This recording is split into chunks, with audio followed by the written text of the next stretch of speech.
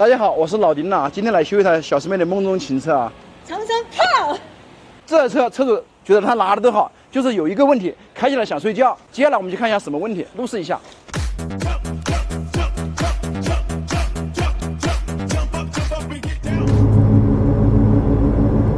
它这个车开起来就是有个那个嗡嗡嗡的声音了，受不了，30码的时候都有，特别大，而且速度越快越响。但是我们国产车这个长城炮做的真心不错。虽然它是个皮卡，你看没，配备了那个8档的变速箱，而且还是手自一体的，还带换挡拨片，还带巡航，比较牛啊，进步很大。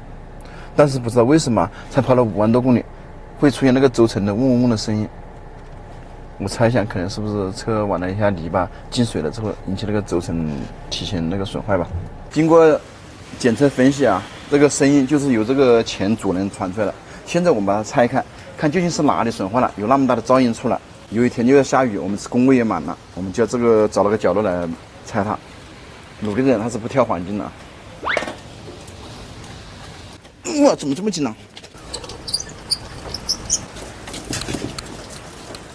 不用闪。拧回来怎么办？拧回来你脑壳会心疼的。这人怎么搞不下来呀？我怎么这么紧呢？走。现在我们把那个轴承这一块全部要拆下来。要把刹车卡钳呐，还有半轴大螺母啊，上下支臂的球头全部得拆掉，工程量还有点大啊。怎么这么紧呢？哎呀，不行不行！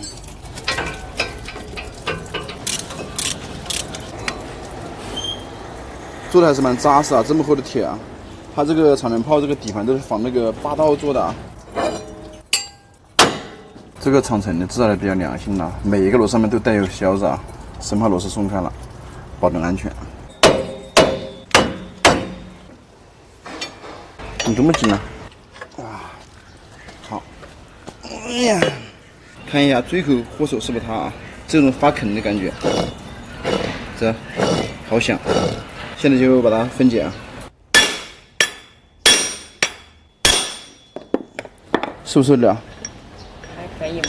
弄点劲80，这个前头轴承的法兰我们拿下来了，看到可以明显的烧了啊，这上面应该是白亮的，这滚珠全部烧成这样了，这上面已经全部麻了，应该是经过泥沙的。不过它这个轴承设计蛮好的，是个滚珠的，有那种滚珠的寿命短一点的。这看着这么扎实的东西，怎么这么容易坏啊？它这个轴承呢，可能是涉水之后进了水，然后就停了，上面就锈了。那个水跟里面的黄油在一起，就成了这种垢的，就不能润滑了。它这个轴承呢，其实蛮大的负荷，既要承受车身的重量，又要承受滚动的那种力量，而且要高速运转。如果说没有这个黄油来润滑的话，就容易烧掉。所以说我们车辆进涉水之后，一定要多踩几脚刹车，多运转一下，然后再停下来。现在我们就把这个轴承压下来啊。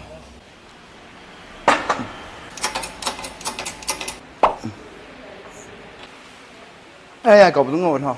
哎呀，好紧啊！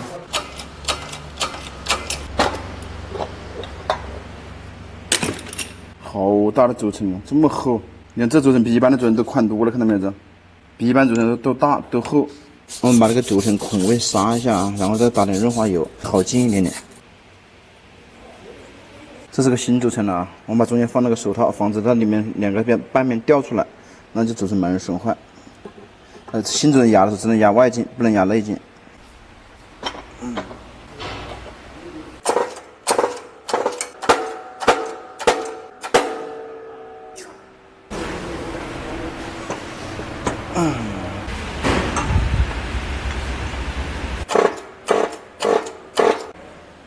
湿滑的很呢，直接按。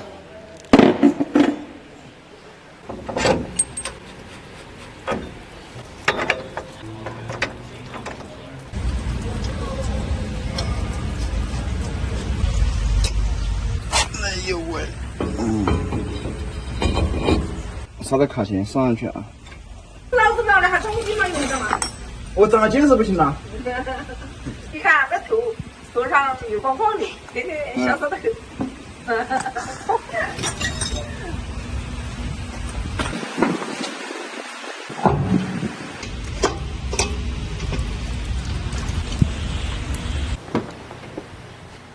装好了，兄弟们，试车啊！但是拆了刹车片之后，上车之后一定要先踩几脚刹车啊！要不然的话，啥子是第一脚是没有的。轴承换了之后，开在路上超安静了，超丝滑，蛮舒服的。长城炮虽然是一台皮卡车，但它这些配置跟一台思域车是一点差异都没有啊，甚至比越野车还更强大，还带几把锁。兄弟们开着长城炮去水里玩沙玩水的时候，一定要多爱惜它。就是下来之后上来的时候，一定要把它清理一下，然后把里面的水搞干净，免得这个运动部位生锈了之后又要花你的米了。这期就到这里了，拜拜，兄弟们。